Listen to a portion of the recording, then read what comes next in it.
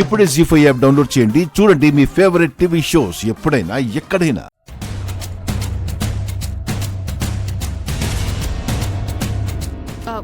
రామ్మా లక్ష్మి, మనీషాని చూడు.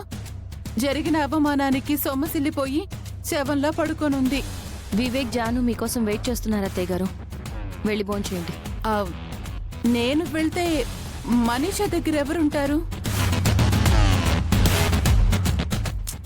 తనని జాగ్రత్తగా చూసుకోవాలి కదా. నేను చూసుకుంటాను, మీరు వెళ్ళండి. అది కాదు లక్ష్మి, మిమ్మల్ని వెళ్ళమంటున్నాను.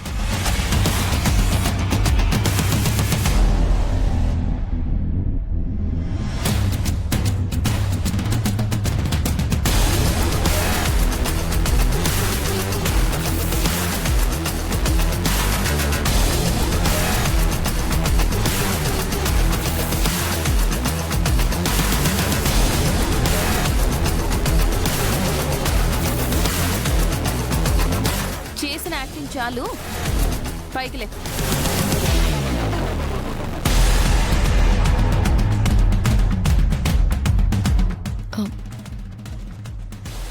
దిగు. ఎందుకు దిగమంటున్నాను?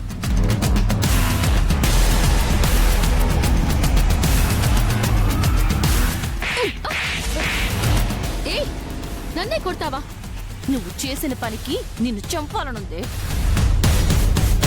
ఆడదానివి కాబట్టి బతికిపోయా. అసలు ఆయన ఫ్రెండ్వేనా నువ్వు? ఆయన నిజంగా ప్రేమించావా? ప్రేమిస్తే ఇలా ఆయన పరువు తీస్తావా? జరగని తప్పుని జరిగింది అని నీ ఫ్రెండ్స్తో చెప్పించి ఫ్యామిలీ ముందు, బయట వాళ్ల ముందు ఆయన తల దించుకునేలా చేస్తావా? నేను తల వంచుకొని తాళి కట్టించుకోవాలి అనుకున్నప్పుడు మిత్ర తల దించాల్సిందే కదా లక్ష్మి. నోర్మోయ్!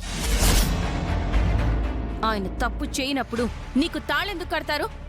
మిత్ర తప్పు చేయలేదని నేను చెప్తేనే నీకు తెలిసింది.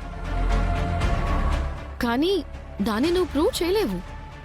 తప్పు చేశాను అన్న ట్రాన్స్లో ఉన్న మిత్ర కూడా ప్రూవ్ చేయలేడు. నేను ప్రూవ్ చేస్తాను. నీ బండారం మొత్తం బయట పెడతాను. ఛాన్సే లేదు లక్ష్మి. ఎవిడెన్స్ అన్నీ నాకు ఫేవర్గా ఉన్నాయి. నువ్వు ఎంత జీనియస్ అయినా ఏదో ఒక సాక్ష్యం వదులుంటావు.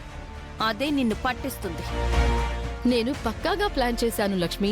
నువ్వు పట్టుకోలేవు. పట్టుకుంటాను. ఎవరి ముందు ఆయన పరువు తీసావో వాళ్ల ముందే ఆయన నిర్దోషి అని నిరూపించి నీ నాటకాన్ని బయట పెడతాను.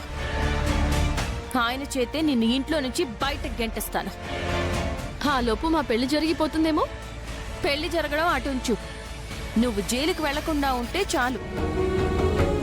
నీ ఆట అయిపోయింది మనీషా. ఇక నా ఆట మొదలవుతుంది, చూడు.